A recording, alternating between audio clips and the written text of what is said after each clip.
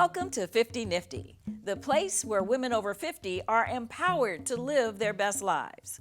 I am your host, Pamela Pitcher.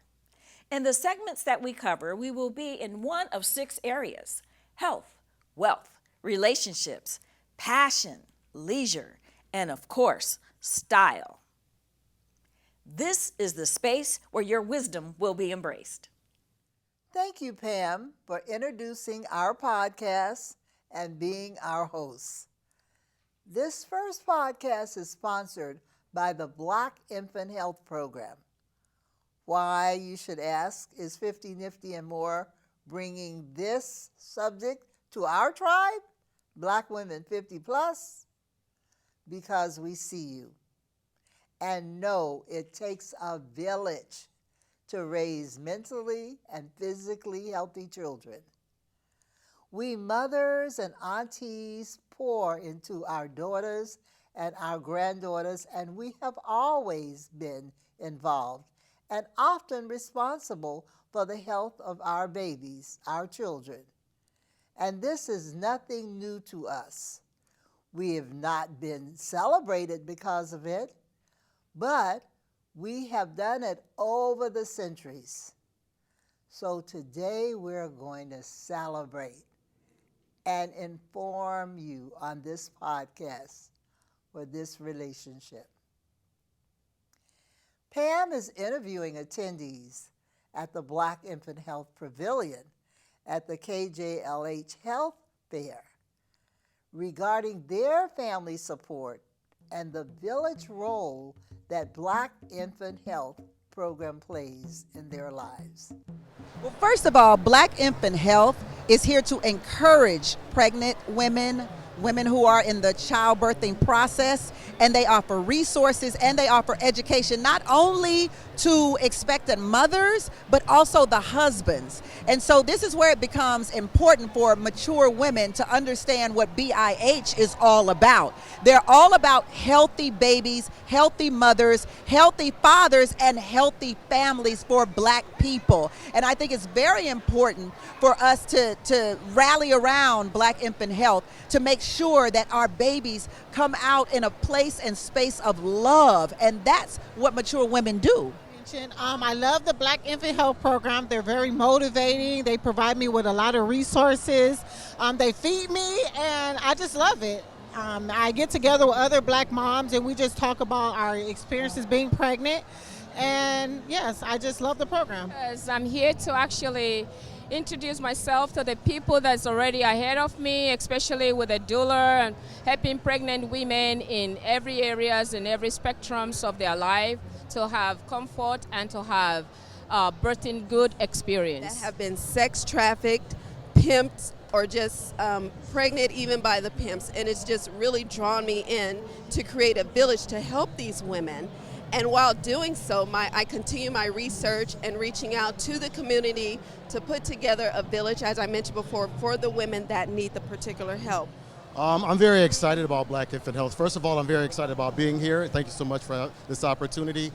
Black Infant Health is very important to me because the situation in this country as a whole is a challenge for Black people, and particularly our Black mothers of all ages. And this organization provides support and training and mentorship to so many Black mothers who need the additional resources to be able to be successful mothers. We have to understand that our mothers are the ones taking care of our children. They're the ones that make the difference between our children going to school versus prisons, going to college versus the cemeteries. And it's important to me that we make sure we take care of our Black women.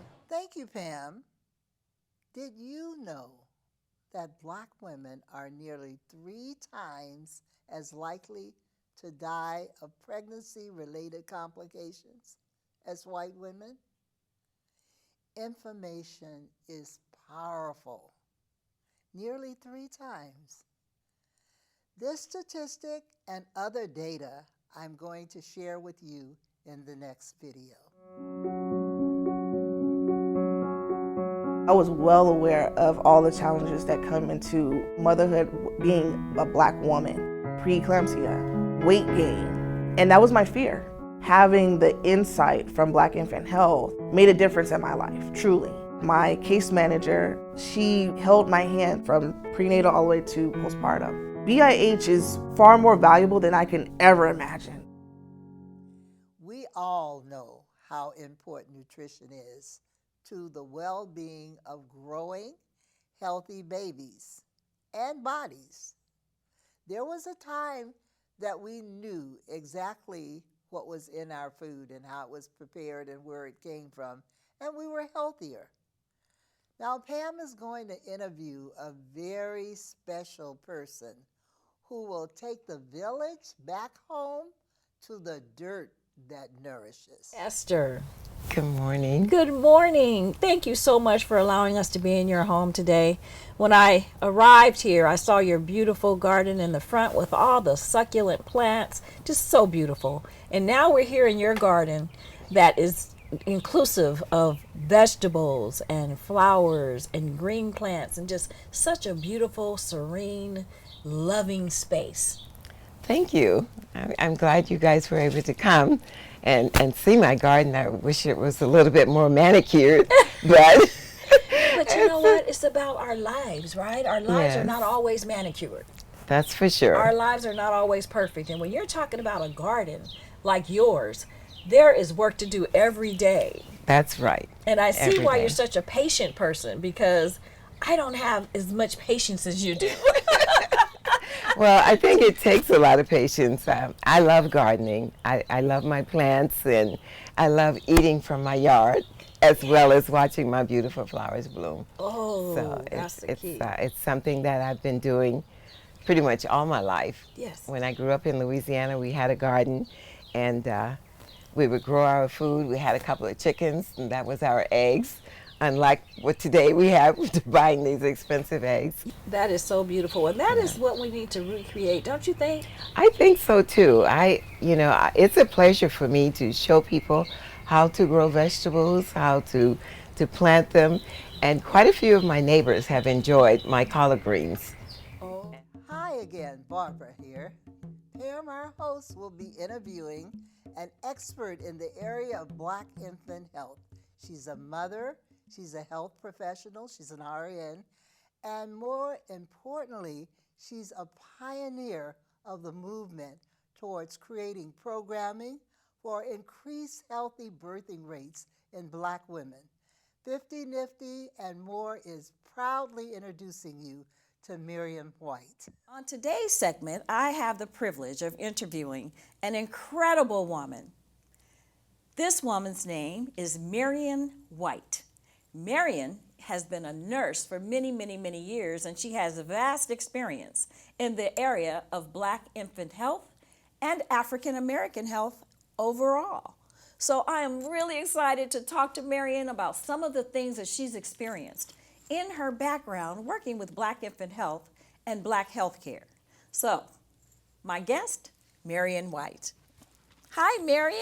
Hi, Pam. How are you? I'm fantastic. Thank you for being with us today. So happy to be here. Yes, listen, you have got to tell us about your history working with Black infant health and the many organizations that you've had an opportunity to work with. Okay, so Pam, I started, my interest in Black infant health started in the 1980s. I worked Los Angeles County Department of Public Health at the time. And it was at the height of the crack cocaine epidemic in Los Angeles County. And so I worked along with a pediatrician. Her name was Dr. Dolores Aileen. And we serviced women in the Compton and Long Beach area who were experiencing issues with substance abuse. And so pretty much that's how it all started. Our ladies,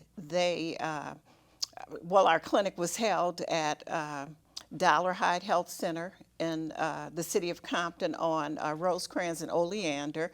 And many of our patients went to Martin Luther King Hospital at the time, and we worked closely with Dr. Exelina Bean. She was a neonatologist at the hospital, and she, serviced our babies. Yeah. Wow. You know, I remember myself having one of my children was a preemie.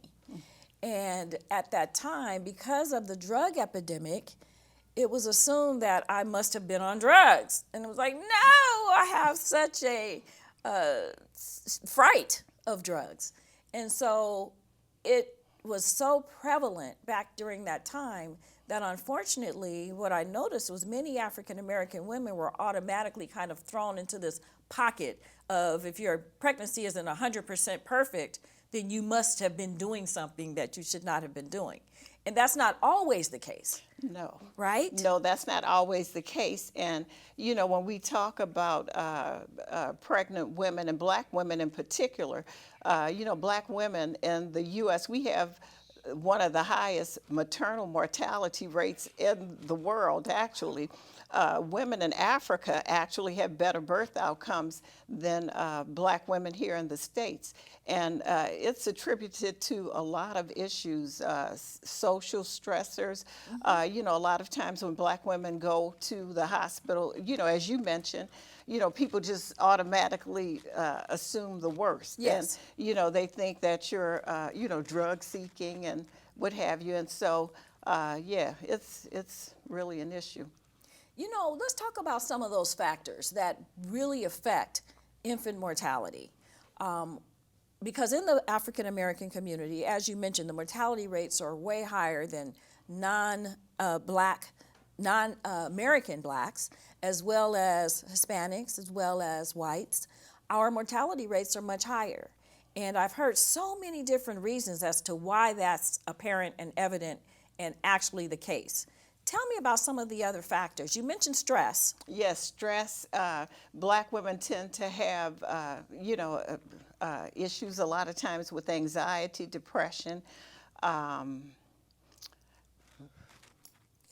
anxiety and depression. And so that's a huge, huge thing. And I would venture to guess that at this time, because of our whole experience that all of us have had with COVID, where people really began to have some exceptional, overwhelming types of conditions as a result of having had COVID in the past, right? Yes, yes. Not only that, you know, there's also, you know, a lot of times there are what we call comorbidity. So you see a lot of hypertension, you see diabetes, you see sometimes BMRs, or basal metabolic rates, that are increased in women, and all of these issues can have a serious impact on a woman who is pregnant.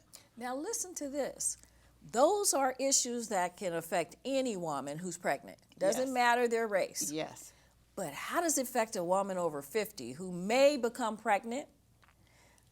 How often does that even happen? It doesn't. We're starting to see women, I wouldn't say over 50, but more women in their 40s now are getting pregnant. And actually what we're seeing too is a decrease in the teen pregnancy rate.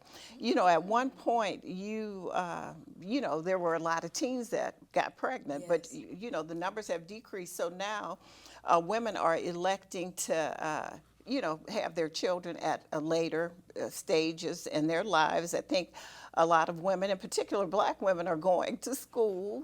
You know, they're getting educated. They're freezing their eggs and, you know, conceiving at a time when they feel that they have the resources and, you know, to have a family. Wow, that's wonderful that people are choosing to freeze their eggs and saying that I want to be a mother at some point later down the line. Right. And I think we can contribute a lot of that to the fact that those ladies, they saw that their parents had children because they are here, and that they may have had a support system in place that would allow them to be able to continue to have children. And so for them to freeze their eggs and say, okay, later on in life, I'm going to have a child of my own, they know that they're going to have a built-in support system. And that support system could be something like Black Infant Health Project. Yes, definitely. The Black Infant Health Program has been around for numerous years. After I mentioned earlier my involvement with the Special Perinatal and Rehabilitation Clinic, and after I left that program, I coordinated the Black Infant Health Program for Los Angeles County. And at the time, I know Long Beach has their own separate health department, and Pasadena had their separate health departments. And so, I'm happy to see that Black Infant Health is still in the community because those services are still really needed, for our women. Thank you for being here today. Thank you. That ends our segment for Black Infant Health. On today's show, you have had an opportunity to see a Black infant health expert, Marion White, who brought to us 30 years of experience in the area of Black infant health mortality. You've also seen today on our show what it's like to have a home garden, how to raise and grow your own food so that your nutrition is improved. Ultimately, you've also had an opportunity to hear what women who are members of the Black Infant Health Initiative have experienced, from the doula to the pregnant woman who's having the healthy child now with their support system. Thank you for joining us. We hope that you've received something that you can take away.